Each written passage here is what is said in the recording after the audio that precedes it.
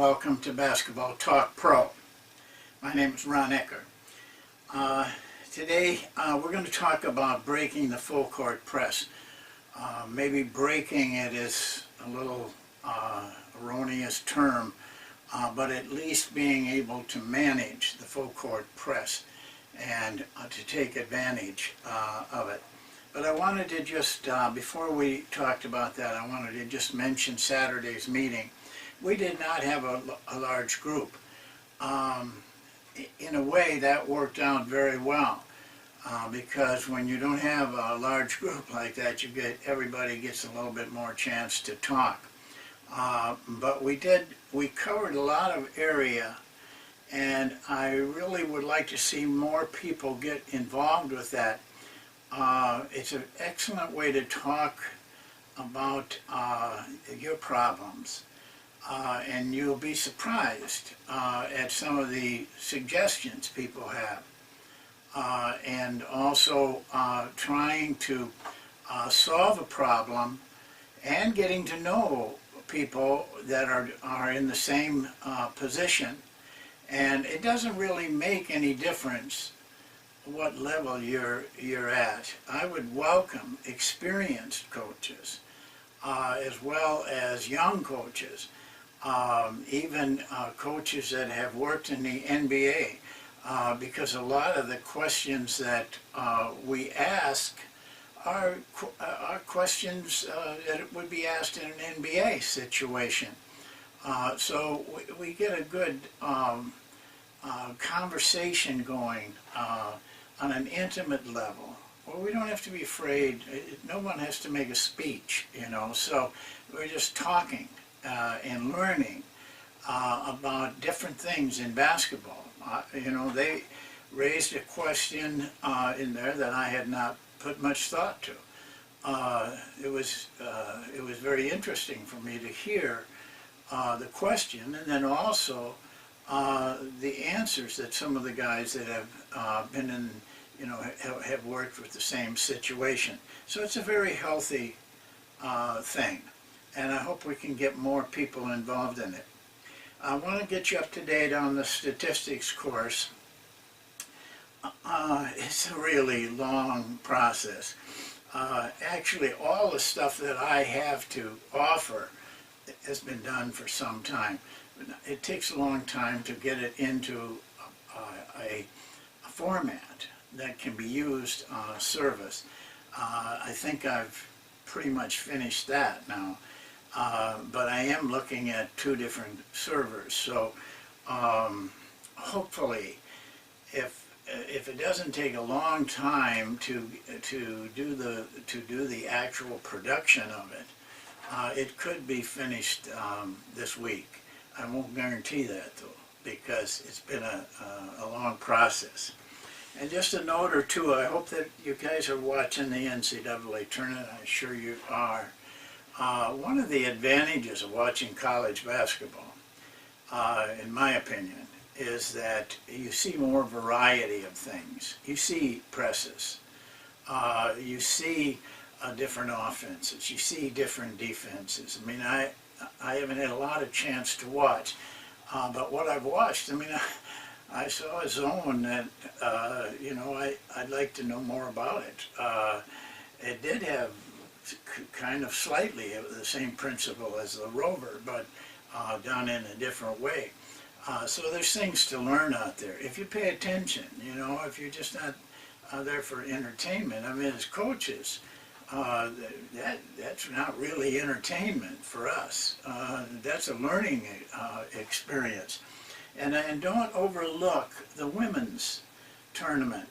I think I watch them both, but I think the women's execute better than the men, and they're more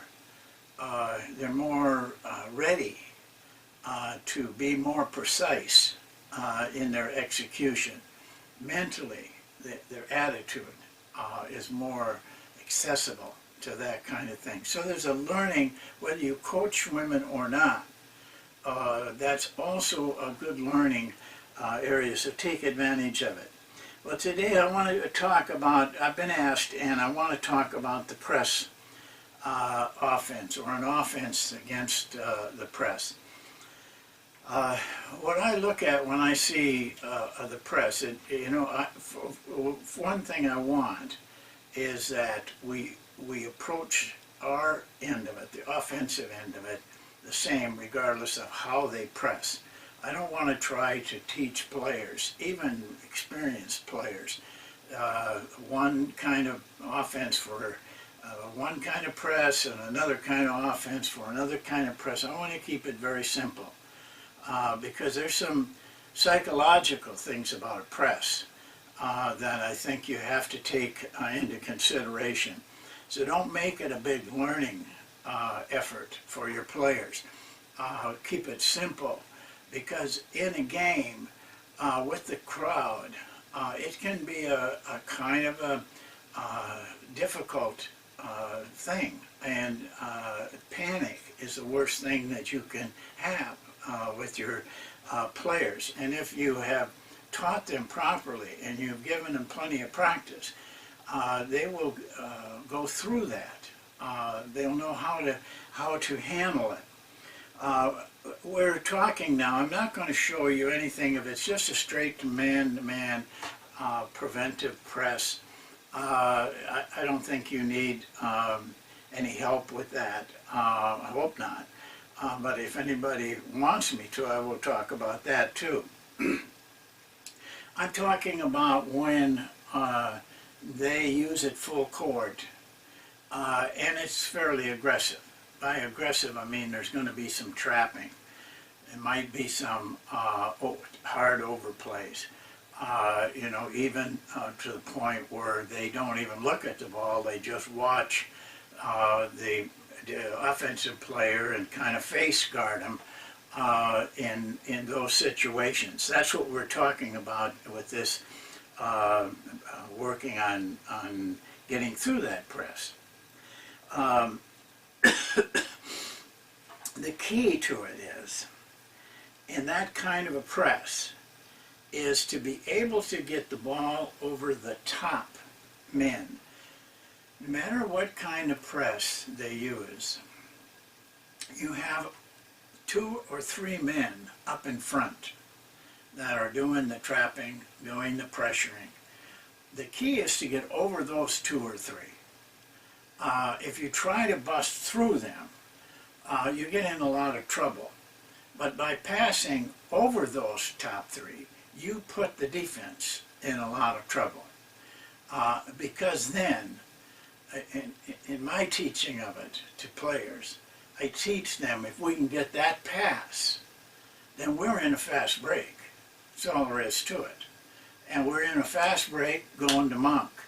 And the defense have put themselves in a very tough position.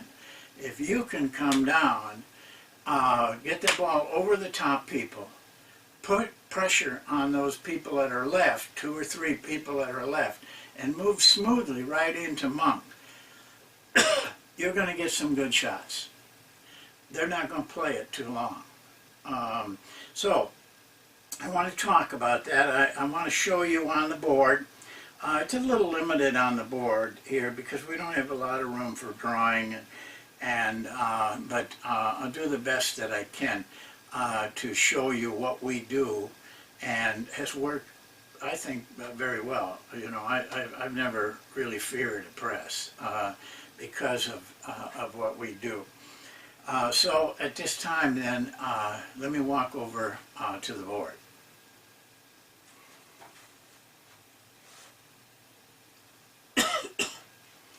Okay, I have drawn up the positions that we start with. You may, in your philosophy, you may use a big man to take the ball out. I don't. Sometimes we get caught in that situation, but we use one of the top ball handlers, 1, 2, or 3. Now, the object of using a big man, of course, is to be able to get to the ball quickly and get it out. we're more concerned about getting it out correctly rather than we want it to be quick, but that isn't our top priority. Usually one of these three men are also close to the ball that can get it out fairly quickly. But if we're in a situation like after a free throw, for example, which is pretty much, I mean, it's pretty set, and they are putting pressure on us, then I don't care whether they are, how they're putting it on. They could use three men, one man on the ball, and two men here, a man on each one of these players, or they could wait and just put two men down here, and these guys be pressured, maybe not even pressured. Some presses let the ball come in and then trap it. Okay, so, but I want to show you what we do, okay? And I will show you what I can as to some situations with it. When we bring the ball in, I'm going to show you just if it's easy. Let's say we step in here so that we learn the path. The guy throws the ball in. The minute that this guy can catch the ball, this man cuts diagonal like this. This man steps up. He must learn how to play where the opening is. He's got to move into the opening, and we can't determine where that is because we don't know how they're going to play it. This man steps in. He's a safety valve for if this guy gets in trouble, say the trap comes. Okay, now what we have done is given him three places to pass. 1, 2, and 3. Now this is the pass I'm talking about. Getting it over that front line, pass to here or pass to here. Because once you can make those two passes, you really are in a fast break situation. And then we want to attack the end of the press. So that's basically the situation. Now, if let me erase this guy right here. Say, for example, they overplay this guy, and then this man has got to come in to get it. If that's what takes place, now this man becomes the diagonal cutter. This guy does the same. He steps now in here so that there's a passing lane if there is a trap there.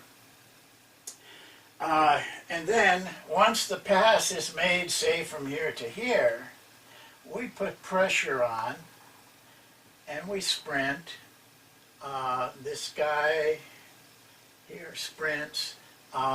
We try to get down the floor as fast as we can and keep the pressure on him, and then we go into monk. Monk is a savior for you, but here's the key to running monk in this situation. You have the defense in scramble right now. It's like the end of a fast break. Once you can get over the top and get the pass to one of the diagonal cutter or the guy in the middle, then you have to explode. And we don't want this guy to handle it too much. So we tell him, catch it and look for one of these guys cutting down the side. Or if he catches it, should be a guy cutting here, should be a guy cutting there. That way you can get the ball to hit that cutter and then fill your lanes. Then it's just filling the lanes like we do in fast break. The key, though, is to get smoothly into monk. If you can do that, then you give your players a comfort zone. What the press not only hurts you up here, the press hurts you down here if you're in a hurry and you start taking shots that are not good shots for you. And the press does that to you. You know, you get down here and you're in a hurry and you take a bad shot, and they get the rebound, and then they're fast breaking. So we want our players to have a comfort zone, to do something that they do every day in practice in every game, so that they are not in any hurry. They're patient. They're waiting for the right opportunity, but they're really aware to take advantage of that opportunity when it comes about. It's the same thinking as in transition or after a breakdown. Same kind of thinking. Now, if let me kind of straighten this out again, and I'll show you something else. It's a little messy, but bear with us.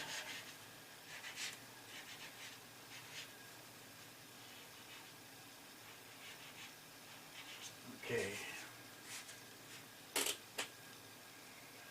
Say that this happens.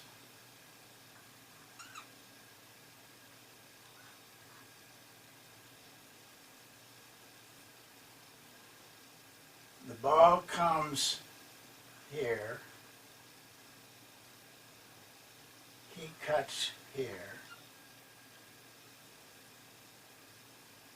3 steps in,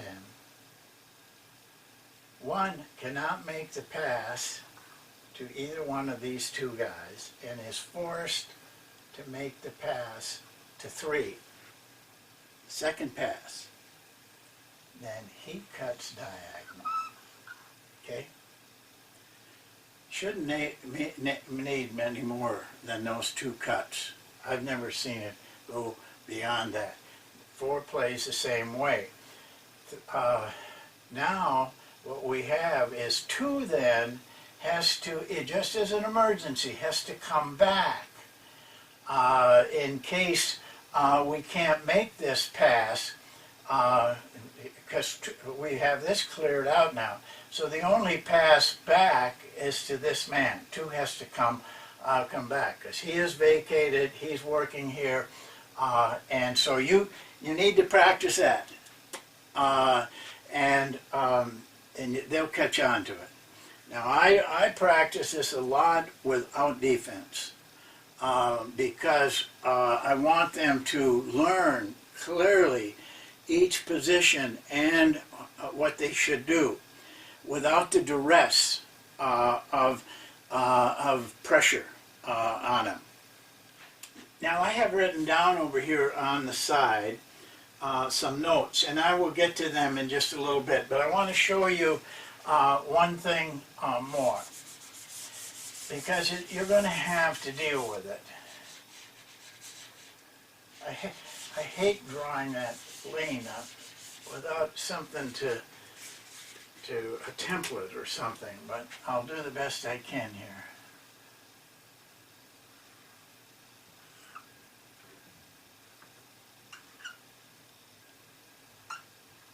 Okay, we got 3 taking it out again. Could be 1 or 2, by the way. Could even be a big, that happens once in a while. We want players to know each position. Let's say this. Defensive men get right here and really put intense pressure on. Now he can have somebody covering him, or he may not. It doesn't make any difference what we do. If these guys are pressured before they can get the pass in, we want one of them, and they can talk this out. I usually start by saying the guy on this side set the screen, just so that we don't have a lot of guesswork at the beginning. But after they get used to it, you know, they'll work that out themselves. We want this guy then to cut, and this guy to roll in here. What they normally do on this is switch it. If they switch it, this guy will be open. If they don't switch it, this guy should be open. Once that ball comes in, then we do the very same thing. The opposite, say for example, this cut didn't get it, this guy steps in, he goes diagonal, 3 comes out here, 4 is right, we're right back into it. Even if they put a man on this guy, you know, to harass him getting the ball in, we set up and do this. And we usually don't have much trouble. We get the ball to this guy a lot. And what they're out of position. So when they're fighting this guy to keep him from getting the ball and he gets it, you're running right away from him. That diagonal cut is taking him right away. It's usually wide open.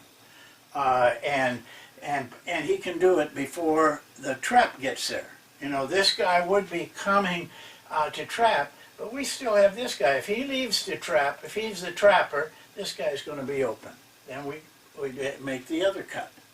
So that's all there is to it, but you got to get it down, you got to get it over those top men. And it's got to be by a pass. Now, occasionally, there's some little ifs things. Occasionally, we can just bust it with a dribble. You know, just, but be very careful with that. Guys want to do that more than they should do it, and that's when they get in trouble. So now, let's take a look at these. Number 1, get the ball over the top line. I don't care, 2 men, 3 men, there's a top line, or you wouldn't have a press. That's the pass you want to make. And if you can make that, you're in pretty good shape.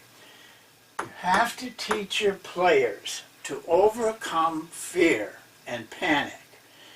I practice with players putting them into a trap, and I don't let them throw out of a trap right away. I want them to learn that this is not life or death if you're in a trap. Stay calm. The worst thing you can do is try to pass to get rid of the ball. Stay calm. Because I would rather have an 8-second call and be able to set up my defense when the other team gets the ball than have a bad pass and they deflect it, they get a steal, and they're right there for an easy shot. So, you know, let your players know that. I tell my players, listen, the worst thing that can happen to us is you can't throw it and we get an 8-second call. Then we, you know, we set up and we can play defense on it. We don't want that to happen, but it isn't, you know, it isn't the end of the world if that happens once in a while. I put them in a trap, and then I don't want to draw it again. Here, let me draw. Oh, you can't see it. So, say for example, the trap. You know, we use one man. We step him up, then we trap him, and we have one other guy that he has to find to throw him. And I don't let him throw until I say throw, so that they get used to doing the things they have to do. Like, you know, if the guy leans forward and the defense goes with him and he comes back, that technically is a foul on the defense. So there's some things you can teach your player in that. Attack the end of the press with the monk. Now, some of you, you know, will feel more comfortable pulling it out and running a play. But to me, then what you're doing is just like you have to take the ball out of bounds. You got a fast break. When they press you, they're giving you an extra 5, 6, 7 fast breaks that you can use monk on. And if you're good at this, you will find that this is going to be your best offense. You're going to get the best shots with it. We always tell the deep man here, number 5, to go away from the ball. Say this guy gets the ball and he's coming down. We want the big guy on this always away from the ball to clear a lane there. Plus, then he can step in, you know, for a pass. And when a pass is made over the top, the other players sprint. They have to be trained. This pass comes here. We know now we're over the top. Everybody's on the move, coming down the floor.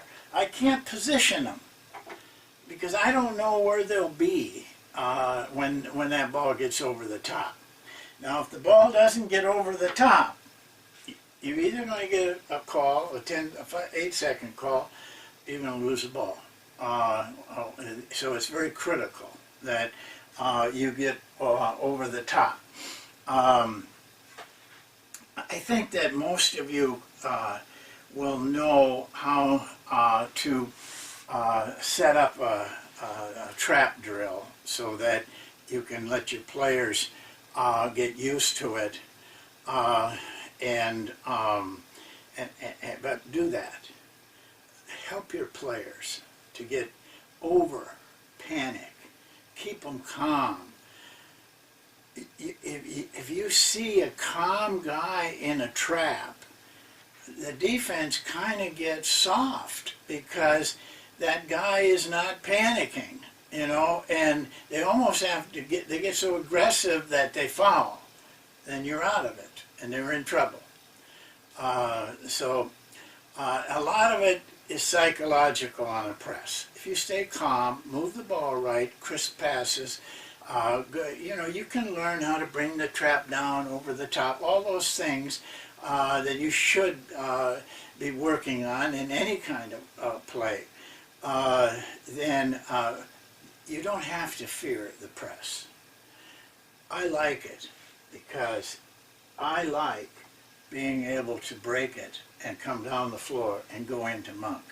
And by going into monk, you are doing something that players know how to do. If you don't have anything at the end and try to attack it, you're asking your players to do something they don't know how to do. So we have monk. You should have. I have it, and so it's just a natural thing for us. The players just flow right into it and get very good shots. People don't like to press us. Because we end up getting very, very good shots. We don't hurry and we don't throw up threes. You know, you have to get over that, coaches. You got to get your players over that. So that's it for today. And I would like you to consider this. Ask some more questions from me, because you know, just like I didn't even write about this in the book. You know, I haven't been around it that much. Lately, I was when I was a college coach. So, you know, some things like this, you ask a question and I'd be able to respond to that question. So, I'll see you next time and keep watching great games. Thank you.